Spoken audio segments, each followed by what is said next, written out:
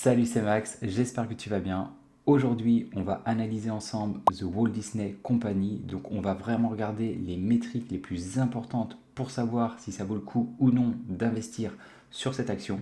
Et ensuite, j'essaierai de vous donner un prix d'achat idéal qui vous permettrait de maximiser vos rendements. Allez, c'est parti. Alors déjà, on va s'intéresser aux performances. Comme tu peux le voir sur le graphique, là, il a l'air plutôt sympa, hein. En 1970, l'action valait à peine 50 centimes.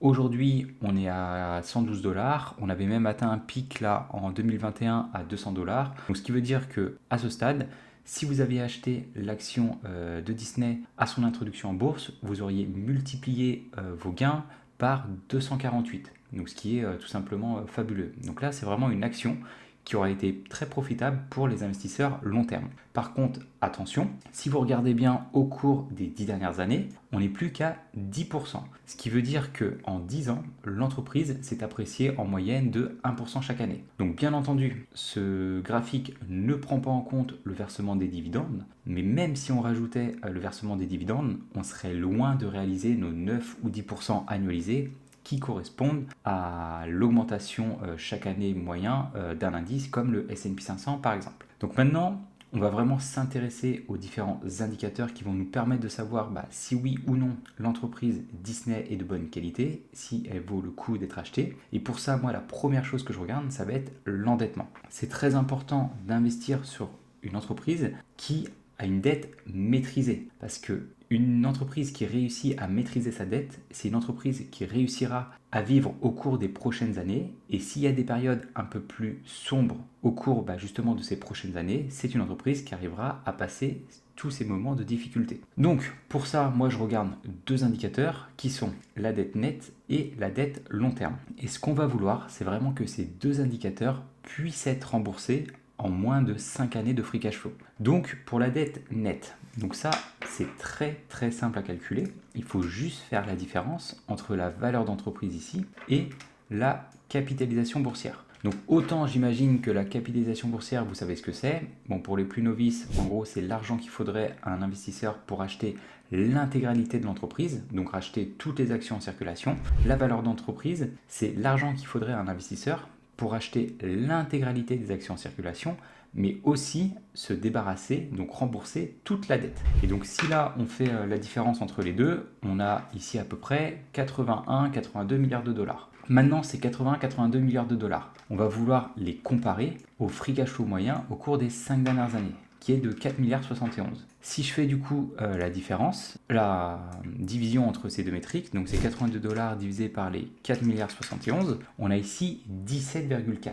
Ça veut dire que la dette nette de l'entreprise peut être remboursée en plus de 17 années de free cash flow. Donc là, on est loin de nos 5 années. Par contre, si tu regardes bien, au cours des 5 dernières années, le free cash flow moyen était de 4 milliards 71, mais là, il y a un beau petit bond cette année de quasiment 11 milliards. Si je reprends ces 82 milliards et je les divise par les 10 milliards 9, on est quand même toujours ici à 7 milliards 5. Donc, on est toujours supérieur à ce que moi je recherche en tant qu'investisseur. Ensuite, au niveau de sa dette long terme, là, vous allez tout simplement dans son bilan comptable, vous descendez au niveau de la dette long terme, ici Total Long Term Liabilities, 53 milliards, et donc ces 53 milliards, on va les diviser toujours par rapport au free cash flow moyen. Donc on avait, je ne suis pas au bon endroit, qu'on avait calculé les 4 milliards 71. Donc divisé par 4,71, on est ici à 11 années pour rembourser la dette long terme. Si maintenant je me fie vraiment au free cash flow de cette année, on est ici à un peu moins de 5 années, pardon. Donc si vraiment on se fie au free cash flow de cette année, la dette long terme semble être maîtrisée,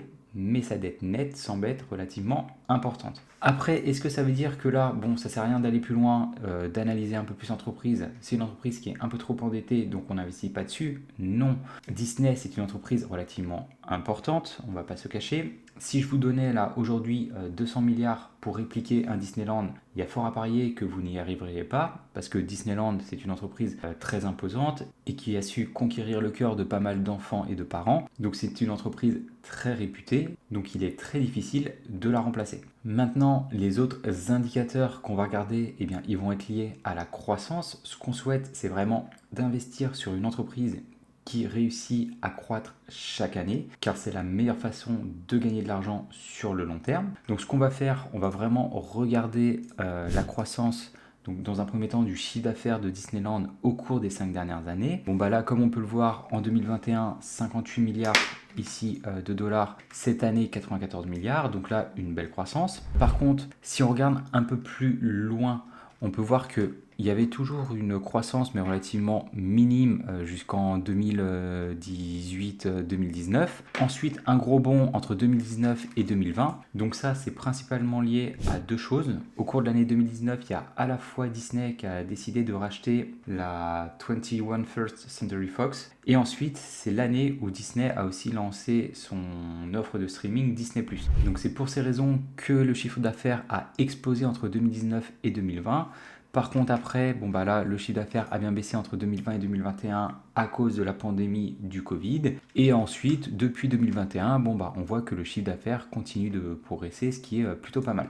Maintenant, ok, le chiffre d'affaires il augmente, mais ce qu'on va regarder aussi, ça va être le résultat net, parce que c'est important que le résultat net soit lui aussi en progression. Sinon, ça veut dire que l'entreprise, ok, vend de plus en plus de services et de produits, mais qu'elle a aussi des coûts de plus en plus importants. Donc du coup, au niveau de son résultat net, il est passé là de 4 milliards 51 mais négatif à 8 milliards 91. Donc ça, c'est plutôt pas mal.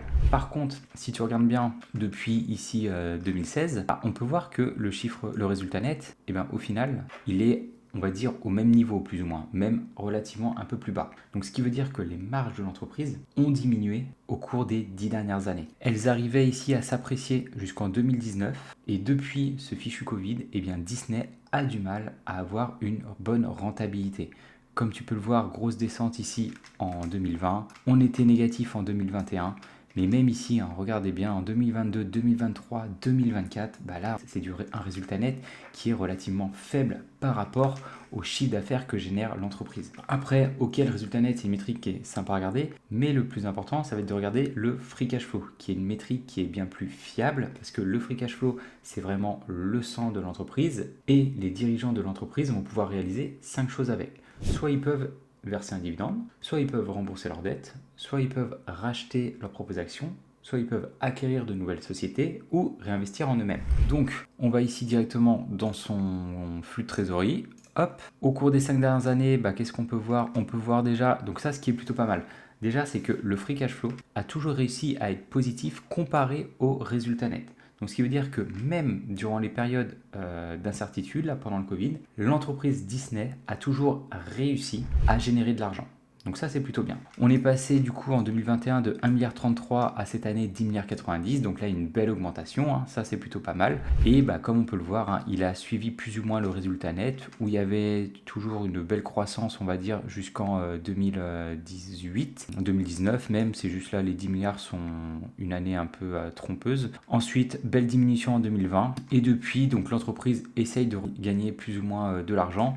Mais elle a eu vraiment 3 années compliquées et c'est vraiment depuis 2024 où l'entreprise commence vraiment là à regagner pas mal d'argent. Donc ça, c'est plutôt intéressant. En revanche, ça représente quand même des marges relativement négligeables. Si on regarde ici au niveau de la marge brute, bon là on voit une marge brute de 37%, ce qui au final n'est pas forcément si dégueulasse que ça. Par contre, regardez bien, ces marges nettes, la moyenne au cours des 5 dernières années, 3,17%. Et cette année, voilà, on réatteint à peine les 10%. Donc là, oui, les marges de l'entreprise s'apprécient, mais elles n'arrivent pas non plus à réaliser des marges conséquentes. Et même, j'ai regardé juste avant les marges de Disney, quelques années avant l'apparition du Covid, et les marges tournaient, on va dire, aux alentours des 14%. Donc dans tous les cas, il s'agit vraiment d'une entreprise qui n'a pas de marge exceptionnelle. Ensuite, si on regarde d'autres indicateurs de rentabilité, ce qu'on peut voir ici, que ce soit le ROA, donc qui correspond à la rentabilité des actifs, le ROE, la rentabilité des capitaux propres,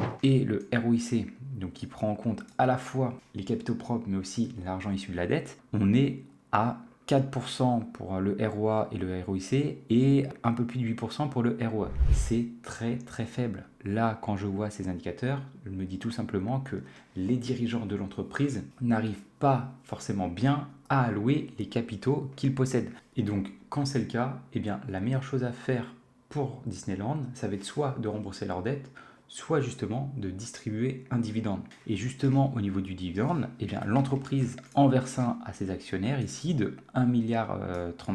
Maintenant, est-ce que ce dividende est pérenne ou non dans le temps? Donc, est-ce que l'entreprise sera en mesure de conserver ce dividende au minimum? Mais le mieux, c'est est-ce qu'elle arrivera même à l'augmenter au cours des prochaines années? Pour ça, vous n'avez pas le choix que de calculer ce qu'on appelle le payout ratio. Donc, le payout ratio, vous le calculez en prenant le dividende payé et vous le divisez par le free cash flow moyen au cours des 5 dernières années. Donc là, 1,37 divisé par les 4,71, on est ici à 29%.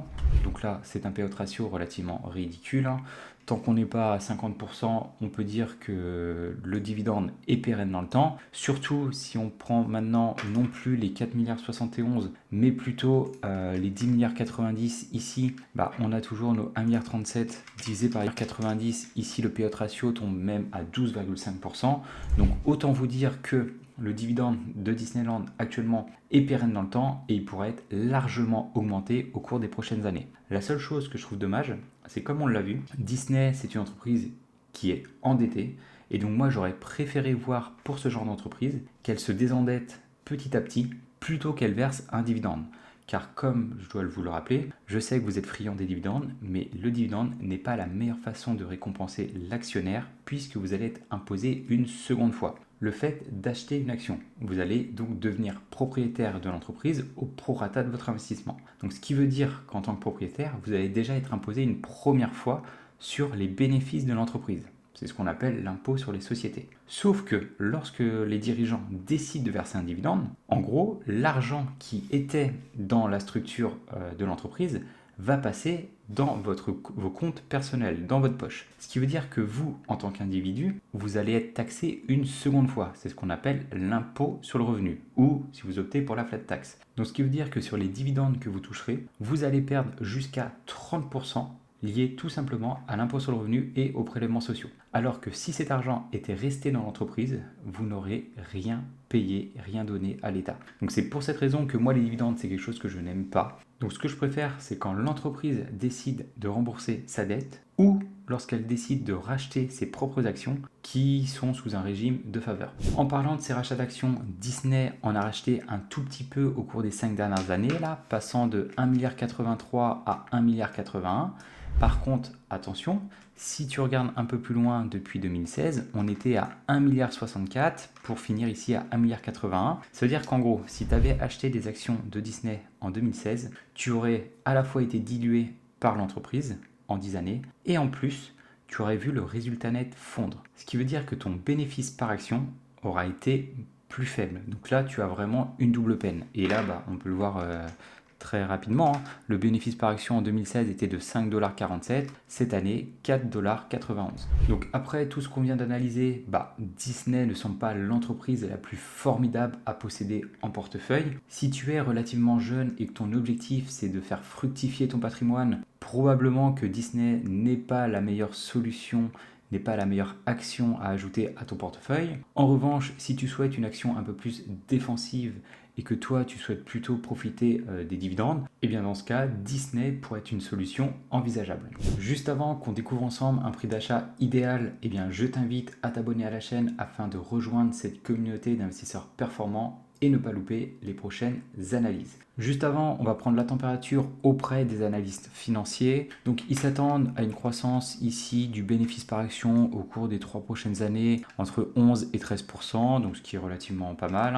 En revanche, la croissance du chiffre d'affaires serait bien plus modérée. On tournerait entre 3 et 5-6%. Donc, du coup, on va utiliser notre outil pour trouver un prix d'achat idéal. En tant qu'investisseur long terme, on va donc réaliser des estimations sur les 10 prochaines années qui sont un bon compromis entre un horizon d'investissement long terme et la fiabilité des prévisions. Une croissance du chiffre d'affaires compris entre 2 et 6%, donc comme on a pu le voir avec les analystes. Des marges nettes entre 6 et 10%. Des marges sur le free cash flow entre 10 et 14%. Car je pense qu'avec le temps, Disney réussira à obtenir les marges qu'elle était capable de réaliser pré-Covid. Un PER IPCF dans 10 ans entre 20 et 24 et pour l'instant un rendement annualisé uniquement de 9%, donc ce qui correspond à la valeur intrinsèque.